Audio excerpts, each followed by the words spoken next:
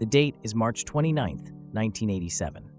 The Pontiac Silverdome in Michigan pulsates with an electric atmosphere, a cacophony of cheers and anticipation from over 93,000 fans reverberating through its cavernous expanse. WrestleMania 3, the zenith of sports entertainment, is unfolding before a sea of humanity, each spectator a witness to what will become a pivotal moment in professional wrestling history. From behind the curtain emerges a figure that embodies the very essence of charisma and raw power. Here is the Junkyard Dog in all his glory. His 6'3", 280-pound frame cuts an imposing silhouette, the glint of the heavy chain around his neck catching the spotlight. The roar of the crowd intensifies, a testament to the connection this man has forged with his audience. His opponent is Harley Race, the self-proclaimed king of wrestling.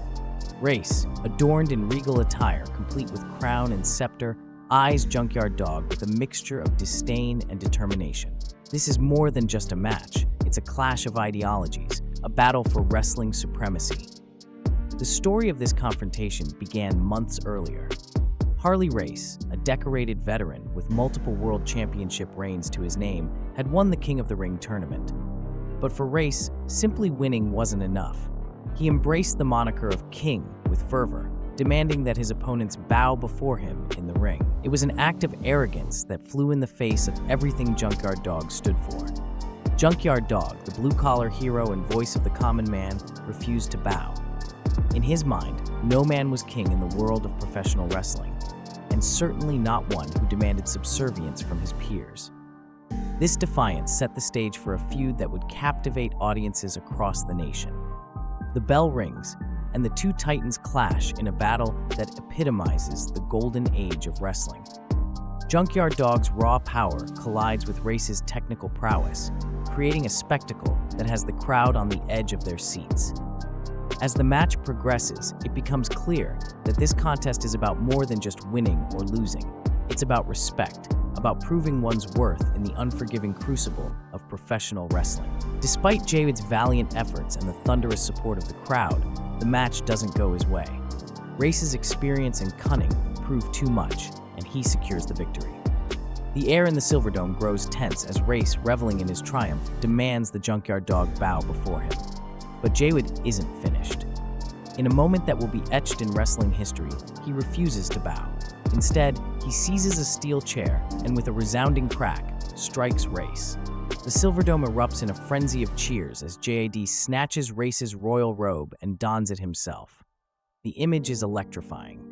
Junkyard Dog, draped in the symbol of Race's arrogance, stands tall in defiance as he makes his way back up the aisle on the motorized cart.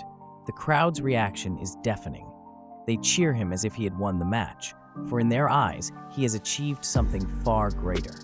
He has stood up to tyranny, refused to bend the knee, and in doing so, has become a champion of the people. This moment, this act of defiance, represents everything Junkyard Dog has fought for throughout his career. He's not just lost a wrestling match, he's struck a blow for every fan who lives vicariously through their heroes in the ring. He's proven that, in the world of professional wrestling, it's not titles or self-proclamation that make a king, but the adoration and respect of the fans. As the roar of the crowd washes over him, Junkyard Dog savors this moment of triumph and defeat. But even in this instant of glory, he's unaware that he's standing at the pinnacle of his career. But how did we get here? How did a young boy from Wadesboro, North Carolina, become the beloved Junkyard Dog?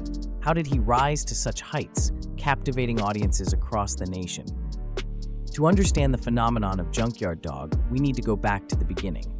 Born on December 13, 1952, Sylvester R. grew up in a time of significant social change in the American South. As a young African-American man, he faced numerous challenges and obstacles. But R. had two things going for him: his imposing physical presence and his natural charisma. This led him to a standout football career at Fayetteville State University, earning honorable mention All-American honors twice and cementing his legacy with an induction into the school's Sports Hall of Fame. In April 1976, R inked a deal with the Green Bay Packers, but an off-season knee injury sidelined him to the injured reserve list. By October, the Packers cut ties, waiving him from the roster. R quickly pivoted and made his wrestling debut shortly thereafter, competing under his real name for NWA Tri-State, the Continental Wrestling Association, and Southeastern Championship Wrestling. By late 1977, he joined NWA Mid-America, rebranding as Leroy Rochester. That December, he claimed the Mid-America Tag Team Championship alongside Gypsy Joe. In 1978, R headed north to Stu Hart's Stampede Wrestling, adopting the moniker Big Daddy R, and securing the Stampede North American Heavyweight Championship twice before departing in August 1979. R then joined Mid-South Wrestling, where Booker Cowboy Bill Watts transformed him into the Junkyard Dog, complete with a dog collar and chain draped around his neck. Initially, he entered the ring pushing a cart of debris dubbed the Junk Wagon, and struggled to find footing. But before long, the character exploded in popularity, making JD the company's top babyface. At the height of his rise, JD clashed with Mid-South's most notorious heels, including in a now legendary feud with the fabulous Freebirds. In a shocking storyline, the Freebirds blinded him with hair cream. As the angle intensified, it was revealed that JD's wife had just given birth to their first child, but he couldn't see his newborn daughter due to the injury. The emotional weight of the story drew nuclear heat on the Freebirds, forcing them to rely on police escorts just to exit the arena safely. But it was Junkyard Dog's arrival in the World Wrestling Federation in 1984 that would truly catapult him to superstardom. The WWF, under the leadership of Vince McMahon Jr., was in the midst of a national expansion, and Junkyard Dog fit perfectly into their plans. His charisma, his unique look, and his ability to energize a crowd made him an ideal addition to the roster. JD made his debut on August 10, 1984.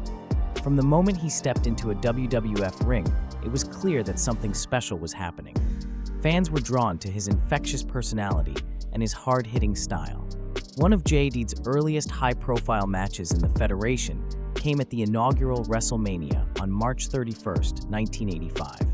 In a match that showcased his power and agility, he defeated Intercontinental Champion Greg the Hammer Valentine by countout. While he didn't win the title due to the nature of the victory, this match put Jade on the map as a serious contender. The momentum from WrestleMania carried him through 1985, leading to several memorable feuds. One of the most notable was his rivalry with Macho Man Randy Savage. Their contrasting styles, Jay White's power versus Savage's technical prowess, made for compelling matches. As 1986 dawned, Junkyard Dog found himself in the midst of another significant feud, this time with the imposing King Kong Bundy. JYD's performances during his confrontations with Bundy were always the highlight of the event. Then came WrestleMania 2, where Terry Funk and his brother Dory Funk unleashed pure chaos, toppling the dynamic duo of Tito Santana and the Junkyard Dog in a hard-hitting, show-stealing clash. Throughout 1986 and early 1987, JD remained a constant presence in the upper mid-card. He feuded with numerous heel characters, and his matches were a staple of WWF programming, whether on their flagship show, Superstars of Wrestling, or at house shows across the country. Perhaps JYD's most famous rivalry was with the self-crowned King of the Federation, Harley Race. After each victory, Race demanded his fallen opponents kneel and bow before him, with Bobby the Brain Heenan often yanking them by the hair to enforce the royal decree.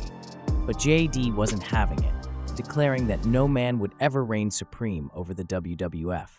He launched a rebellion against Race's monarchy, which leads us back to that unforgettable night at WrestleMania 3, where JY faced off against Race.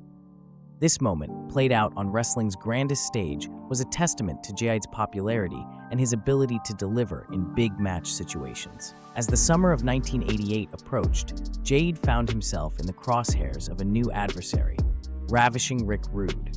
Their contrasting styles and personalities made for compelling television, with JD's down-to-earth charm serving as the perfect foil for Rude's arrogant posturing. This feud culminated in a highly anticipated night at Madison Square Garden at the inaugural SummerSlam. As Jay White and Rude battled back and forth, the crowd's investment in the match was palpable. Every near fall elicited a collective gasp, and every comeback attempt by JYD was met with a surge of support from the fans.